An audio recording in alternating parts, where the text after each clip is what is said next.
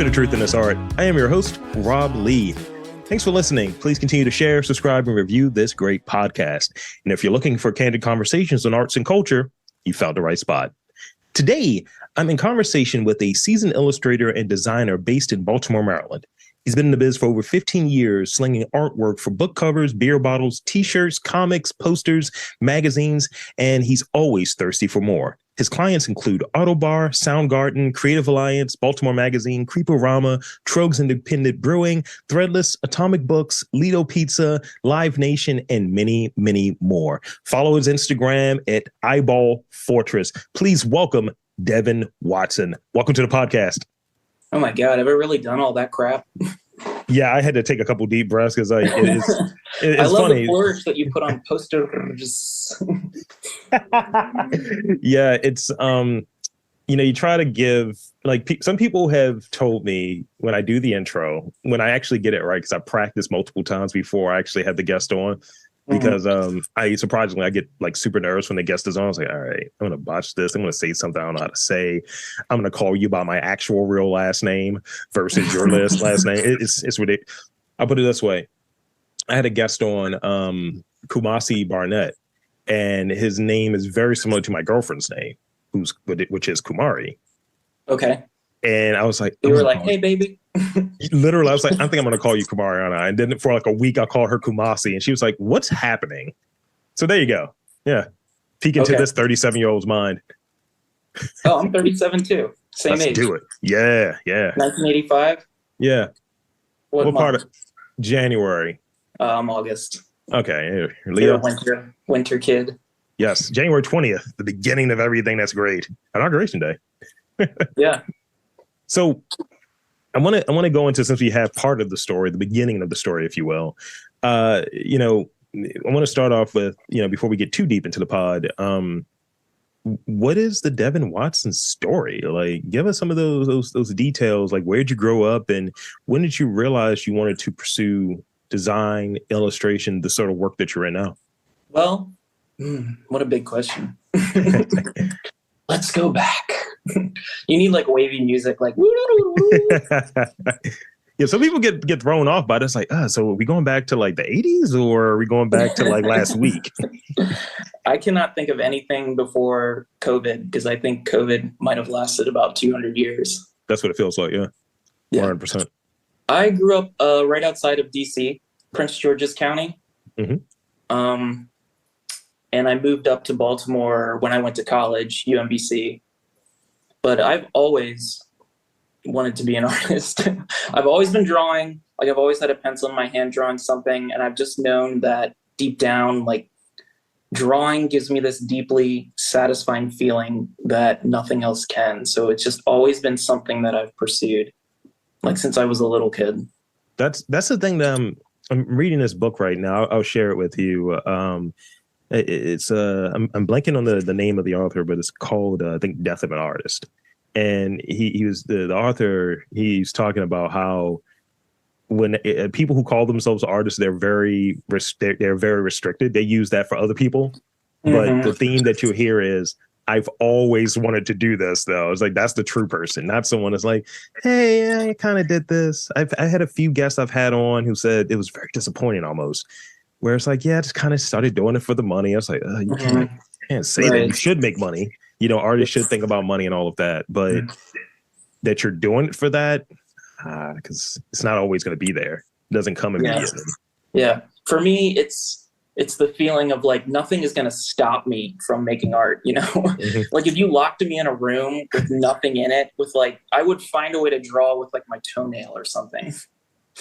That's for amazing. The process is like trying not to draw sometimes, trying not to make art sometimes, and instead step back and experience other parts of life. But yeah, if you didn't pay me a cent, I would still be making it. Yeah, I think, as a person that's I think I start to describe myself as a tinkerer. Like, I go back, this is so whack, but back in the day, I feel like it was like Heck Company, that old like department store. Oh, Heckingers? Yeah, no, like the old like the Heck, like it's almost like Macy's. Oh, right. And they would have like the little clips you would have on like the clothing and all of those. I would wait for them to fall off. They would be under like the dresses and the shirts. I would Mhm. somehow cobble together those different things and rubber bands and make my own transformers. Oh, cool. So this is me just kind of cobbling things together, just tinkering, and it's very DIY. And so my Mhm. approach to how I go about some of my creative stuff, like doing this audio, doing these interviews, they may say, "Oh, you should use that mic for that." Well, this is what I'm using, or you can get better gear. This is what I use, and this is how I figure it out, and this is what my process is. Mhm. So it's something like kind of what you were saying. Like, regardless, you're always going to find something to create. I don't know if I want to see you with toenails and making art with that, but I don't know. I creating don't to want to make create. those transformers now. I bet because Heck Company doesn't exist anymore. So if you still had some of those things, you could probably sell them. Hell yeah. Oh yeah. It's like, I mean, I'm just gonna have like a gallery like the AVAM or something. It's like, yeah, can I just put my stuff like right in here, please? That'd be great. Those would fit in so well. I love the American Visionary Art Museum. That's my favorite museum of all time. Hell yeah. So, if you will, describe. So you talked about like a little bit about why you kind of got into illustration, why you got into art, or what have you.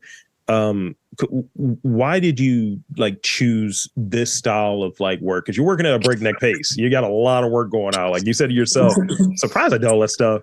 So tell me about like why did you choose this like style of work, the style that you're working in, but also the pace in which you're working. Survival. Honestly. No, as I've developed as an artist, I think speed comes into it. When I started out as a professional designer, my first job was in publishing. So I worked on book covers, and it was a publisher right outside of DC, and it was a publisher that put out a lot of books quickly. So I had to get really comfortable working in a lot of different styles for one thing, which was great because you'd work on like a Western book, a sci-fi book, a fantasy book, and then like a book on World War II in like the same day. And you had to flip between those different styles. And that was a piece of it that I really enjoyed, like going from referencing old World War II art to like old sci-fi book covers in like the same day and going back and forth and putting my own spin on those. Yeah. I think that's unique where, especially the thing that stuck out to me is people ask like, how are you doing so many interviews? How are you doing so many podcasts? And I tell them like how many I'm doing. But still that thing that you mentioned of you might be working on a sci-fi book, then a Western book and so on. And I think something comes out of that where you're working between different styles. And maybe the key is not to have a style per se.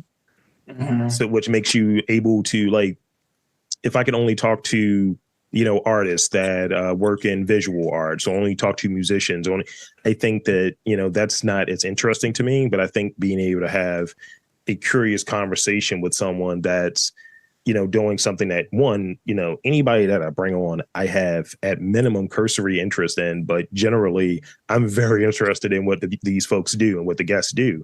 So I come in it from that perspective, but being able to have various types of conversations. Sometimes it might be, like recently I had a guest on who is a special effects fabricator. He makes monster suits, and he and I talked for like an hour. And, in that same day, I had a 15-minute conversation with someone that was a chef, so it's kind of like being that those are wildly different things. Yeah. Well, you are an amazing interviewer too. And thank you. Yeah. Thank you very much for doing this podcast and promoting all these cool artists. Appreciate it. So we talked about, that the pace, we got to get into the pace. I want to get an idea of, your cadence, your work cadence. This was something that I remember I was talking to Delali a while back about this. And, some people have this, I'm going to work X amount of days straight. Some people will say, hey, I'm going to work 6 hours in the morning and then I'm chilling. I'm useless in the evening. What is your cadence? And can you walk us through like your creative process from conception to completion? Yeah.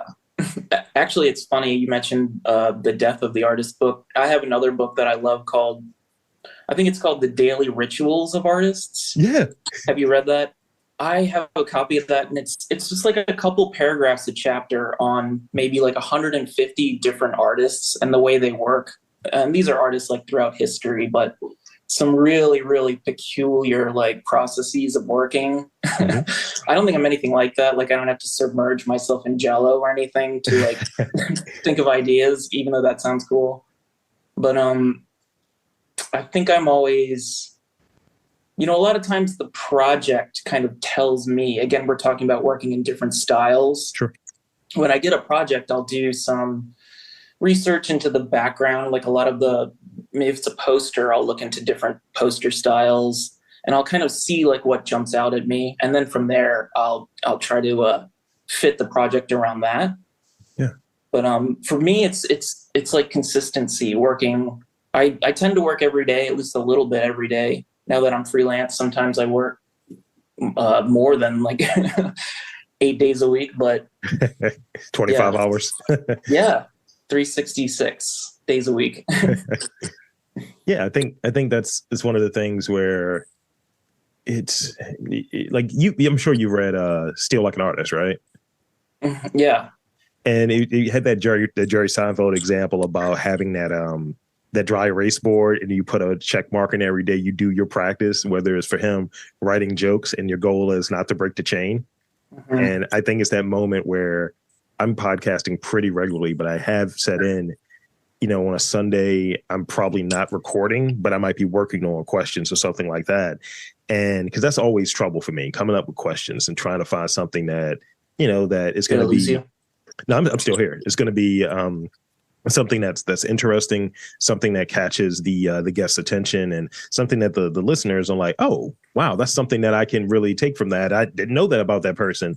But I think when you have that break, maybe the work sucks for a little bit, especially when you're working for yourself. Is that true for you? Or is it no? Devin Watson has never had a loss. I'm always in it. Tell me about that. Have you ever had any? Definitely not true. There's a great quote that I love. Inspiration has to find you working.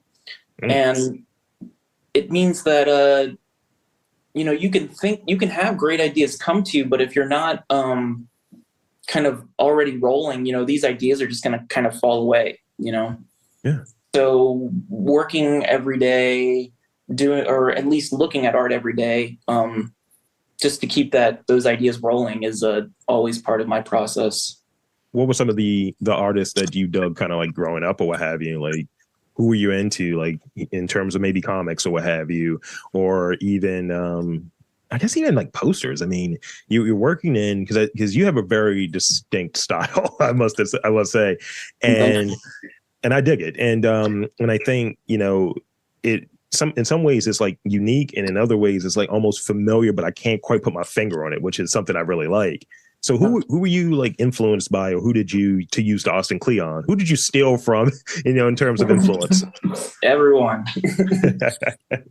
When I was a kid, I loved Calvin and Hobbes comics, Bill Watterson. Nice. I think one of the things he doesn't get enough credit for is like just how good of an illustrator he was. And I think that's where I first got the idea that you can kind of change your style a little bit to, he used to draw those like Sunday comics where they would be huge and full of color and there'd be like dinosaurs, and he would render the velociraptors so well. And then he would switch to like a space story.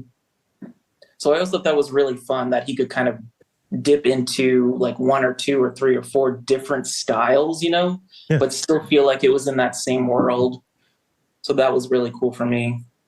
So, and going into this and working, for a nice chunk, moving from, being in your 20s, like very, very similar, where, I've been podcasting almost 14 years. And it's just like, obviously, I'm not the same person as I was as like a jerk 24-year-old as now a 37-year-old. So, but I think in it, that time and that experience kind of helps you identify what you love about it, especially if you've been doing it for more than a decade. So what do you enjoy most about being an illustrator and helping, many of these local brands? Like, you have some heavy hitters on here in terms of clients and some of the work that you've done. So, like, what do you enjoy most about the work that you're doing and helping, folks present their brands to, clients and stuff, or customers? Yeah, I love working for local brands, mostly because I'm a fan of them, you know? Like I'm such a huge fan of the Auto Bar and I've been going there my whole life. So to make art for the Auto Bar is like dream for me, you know? And I've worked for agencies in the past, design agencies where we've had huge clients, you know, and it hasn't felt quite the same, you know? I don't think the adage is true that you have to have these like massive clients to do good work or to make yourself, you know, successful. For me, I would much rather prefer to work for like these Baltimore brands because that's my city Yeah. and that's who I'm a fan of. And when I do those things for them and see them, like there's more satisfaction in that than working for like a massive brand like Nike or something like that, you know. Yeah. I But now dig if that. Nike wants to work for me, of course I will say yes to that too. Yeah, I dig that, because there's always that this I almost look at it like the Palpatine thing with Star Wars or what have you. That's a bit that I do. I'll tell you about that later. But I feel like it's always this kind of like call from like the bigger brand to roll that dice and take the gamble. But it's something about, building that brand and doing it and being successful in your hometown. There's something more valuable about that, I think. Yeah, absolutely. Yeah. And Baltimore is absolutely my hometown. You know, even though I grew up right outside of Baltimore or outside of DC, moving up here and like connecting with the art community in Baltimore has just been like everything for Yeah. me. So you mentioned that you're in this freelance space or what have you, which I would imagine, it's a thing. It's like it's very rewarding to be able to do your own thing, but also it's like there's some challenges that come with it. So what would you say some of the bigger challenges that you face like in your work, like recently, and how do you overcome those? Mm, I mean, working in house as a designer for many years taught me a lot of good lessons. Sure. You know, and it also showed me what a lot of like bad lessons you can develop as an Mhm. artist or as a company. And so, really, I'm just trying to stay true to myself and all, but also at the end of the day, be satisfied with the work that I'm doing. Yeah. I don't know if that answers your question or not, but yes, working freelance, there are certainly challenges out there, but I have never felt this level of satisfaction before with Yeah. my career that I have in the past 3 years since I've been started freelancing just for myself. You know. Yeah, it's a flip. Like, a lot of people have the day job and they're doing both. Like I have a day job and I'm Yeah. at this point where you're deciding like, all right, what am I going to do? What is the move? Because at the pace that this is almost a full time while having that as a full time. And it's like, what does that configuration look like? And, and peeling the onion back, people just see the finished product. People just see Mhm. what's going on out there as opposed to, oh, wow, you have to do that.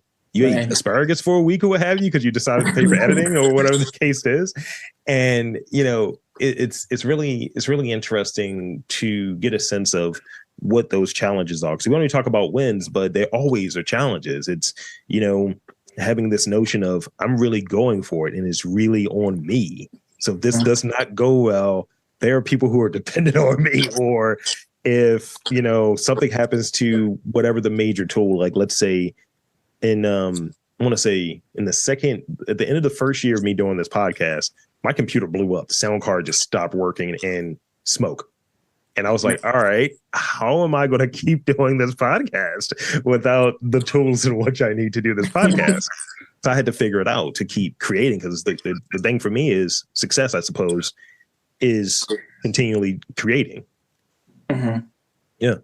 Yeah, I'm the So same way. yeah, When I had a full time job at a design agency, I went home that night and I still made stuff, you know, because I just knew deep down that, I was working towards something, yeah. you know, even at the end of the day, I didn't want to stop making things. So, So if you had, let's say, because you joked about Nike a little bit, but what would be a dream project that could like land and like be presented in front of you or what have you? Like, oh, okay, that's something that really is going to take my attention. This is something that I really want to be involved in.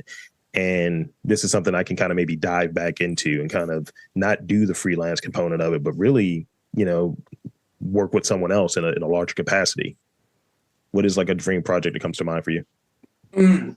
Recently, started working on a big book festival for Baltimore in a certain area. I don't know how much I can reveal about it just yet, but that is very exciting for me because it blends my, where I started at as a designer, and I still do book covers quite often, but now translating it into all the illustration and graphics for this big book festival that's going to take place, and it's local, so it's in Baltimore. So combining those elements, I mean, that for me it doesn't get any better than that, literary mixed with illustration, mixed with a festival in Baltimore.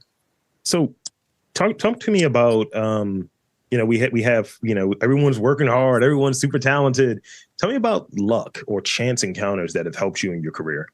Yeah, I mean, Instagram has been invaluable for my career, I feel, making those connections. Yeah. The world of Instagram can get so bizarre sometimes because you have access to, or people have access to you, some of these people that you've admired since you were a little kid, these art heroes of yours are on Instagram and you can talk to them. Like, it is so bizarre. But yeah, seeing someone's art out in the world and then going on Instagram and making that connection with them, that's been huge for me.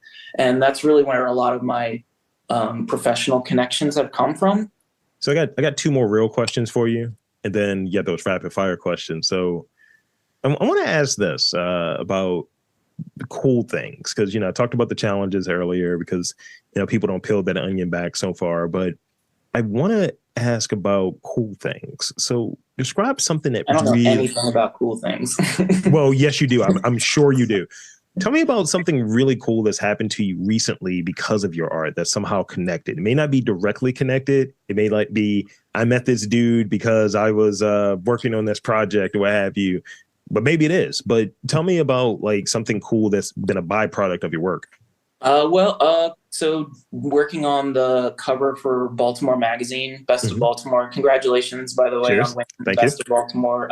At the party, talking to the president of Baltimore Magazine, and which was very cool to meet him. And he gave me so many compliments on the cover. We just started talking. He plays the bass. I play guitar and bass. We started talking about old Rickenbacker bass guitars from like the 60s for like an hour.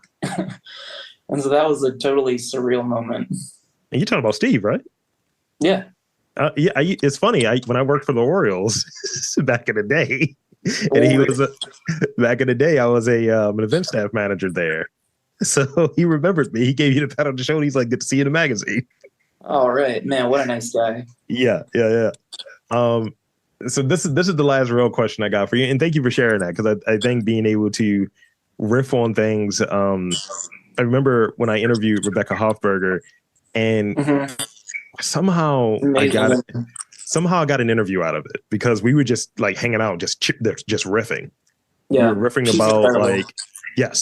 about stand-up comedy, and it was just going off the rails. I was like, I need to get an interview. I was like, can we just put the record button on, because we're just having a great time, and I don't want to lose it. I want to say, hey, say that thing you said again earlier, So I just remember her giving me a few really cool compliments, which I feel like kind of informed and gave me that nudge of, hey, keep doing this, keep going down this path. So I want to ask this question about images, iconography, and all of that. So that logo that I have for my podcast, my brand, that's what people like. Oh, you do look like him. You do look like the guy. For you, and I may have an answer to this. For you, what is that one image that would describe you, or what you feel that, really culminates what you're about, what your work is about, the Devin Watson meets Eyeball Fortress sort of thing? What is that image for you? A one image. Oh my gosh. I know. It's challenging. It's like me picking one podcast. I know. I don't, for me, a lot of my artwork is, I try to give it kind of a textural and vintage esque look with lots of grit and grime, and so maybe it's that. Maybe it's just like an old brown paper bag with like a Royal Farms like chicken grease stain on the bottom, and like there's some crayons like coming out of the top of it, and yeah.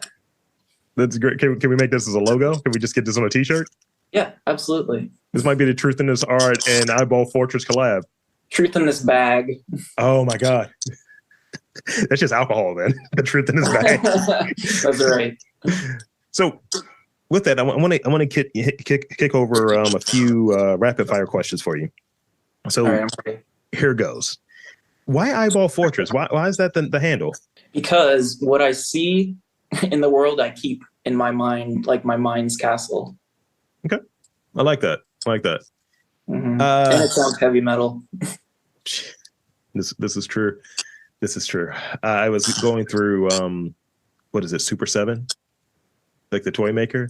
Okay. And I was like, there's a lot of King Diamond figures in here. I started just kind of going through and I was like, oh, I'm just gonna listen to this for the rest of the evening.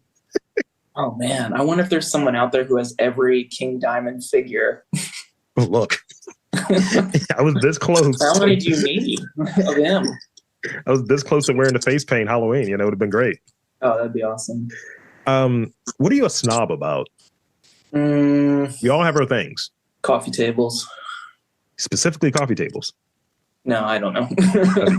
I mean, I'm a snob about coffee and about beer. Coffee. Which reminds me, everyone should try the Rob Lee coffee drink. It's available at Sophomore. So I stepped on you there. So you were going to say? I don't think I'm particularly a snob about anything. I don't like the term snob. I don't know. It's so easily tied to artist snob. I think I'd like to say I'm a curated person. Okay. I like my references and I curate them. I like that. That was a smooth one, right? I like that. So obviously you're thirsty for more. So what is your drink of choice? The SodaStream water. Okay. Wow. Unflavored. Oof. I know. Raw dog in it. I'm a Topo Chico guy. Oh, nice. Yeah. Might be a sponsor. Who knows? To get the last two here. What was the last book you read? The last book I read, we will say the daily lives of artists.